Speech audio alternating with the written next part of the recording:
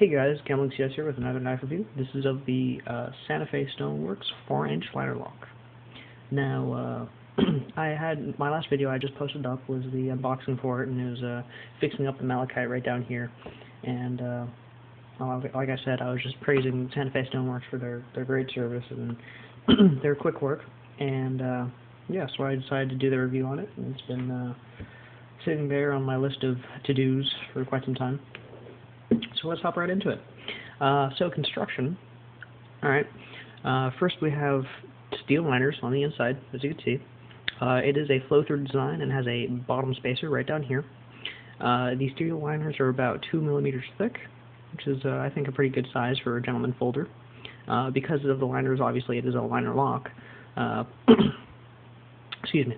The back is a walnut piece, I believe.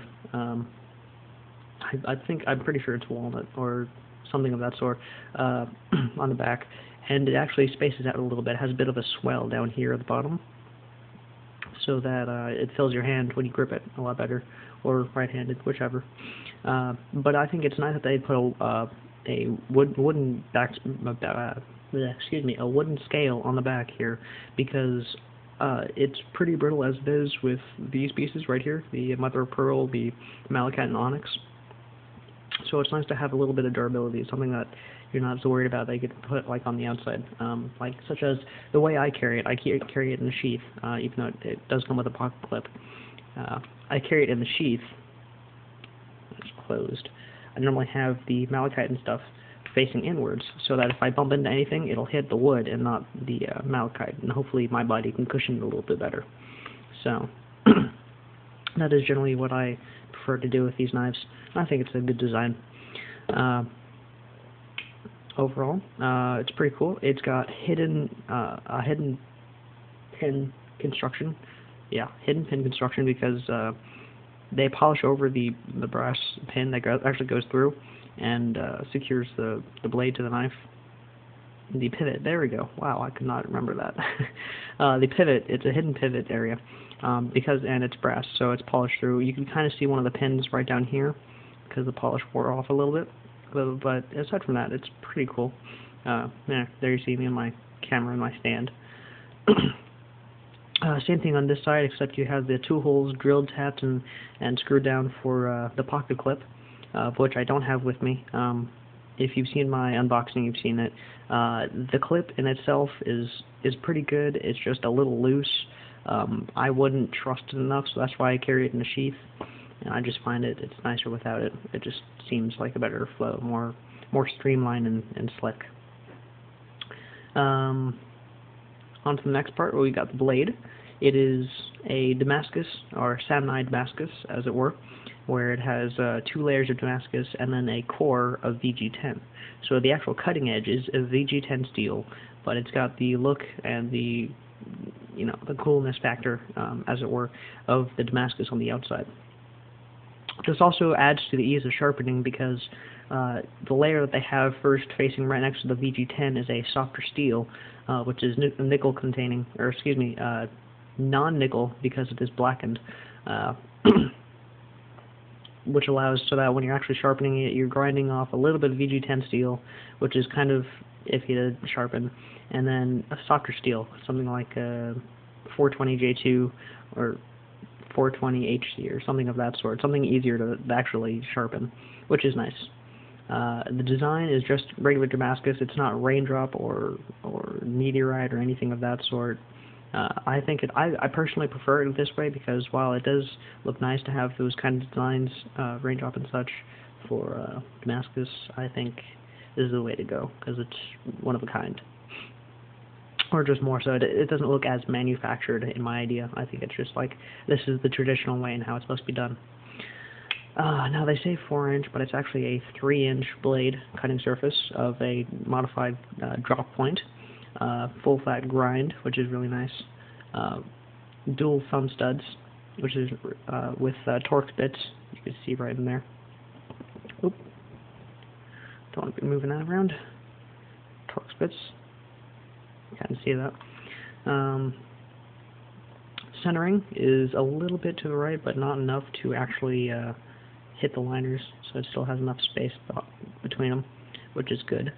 The washers are phosphorus bronze, which, if you don't know washers, they generally come in either nylon or phosphorus bronze. You want the phosphorus bronze ones because they glide better and they add less, or actually they take away resistance. They're a lot less resistant than the nylon when the washers come out, or when the blade's moving back and forth.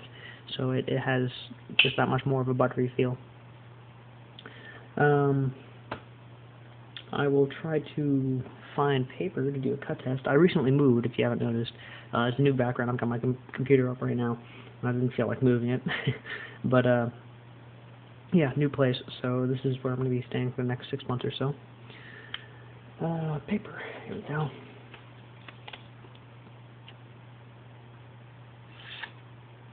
You know, it's VG10. It comes razor sharp. And, oh, there. Of course it would tear right then. So, it cuts very nicely. This is great. It's a phenomenal knife. This one cost me actually about $100. I went to the shop. I didn't order it online. They do have a site. It is SantaFeStoneworks.com. I'll get that written out pretty soon. But in general, this knife is really phenomenal. They actually, I mean, they're knife makers, but they're more based on the inlays that they do. And I have their catalog, which actually is in my first video ever, which is a video response to SP Silvco on what your favorite Spyderco knife was. And I show the catalog, and it shows their Spyderco line on the page. And yeah, so it's pretty cool. They do pretty interesting inlays. They do custom work as well, so you could request whatever you want. Obviously, it'll cost a little bit more. But overall, I think it's definitely worth it. Mine actually is one of their standard sets that they get from a local knife shop, and then they do the inlays themselves. And it's really great. I mean, they come with everything from malachite to lapis lazuli, mother of pearl, onyx, bloodstone. They do all semi-precious stones.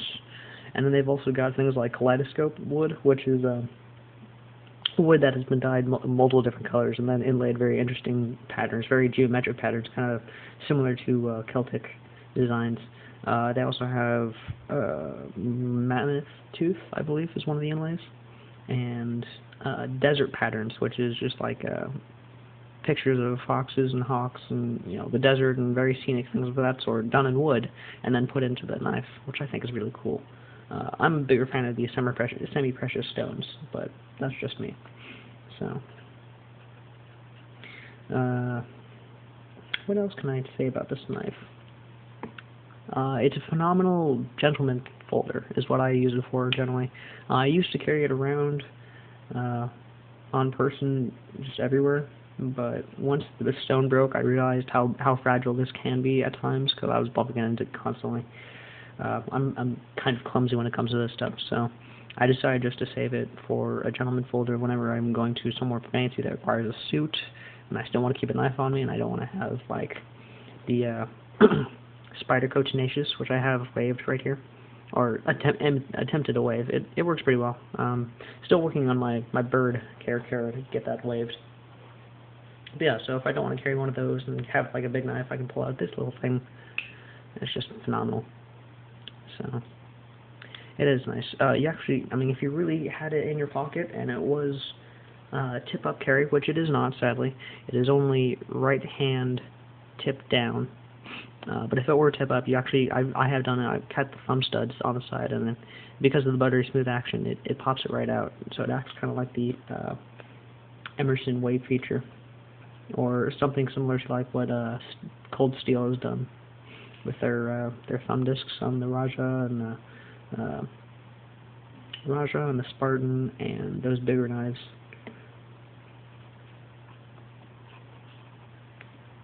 Alright, so here we have Santa Fe Stoneworks. Yep. Alrighty, I believe that is it, and yeah, so thank you for watching, and have a nice day.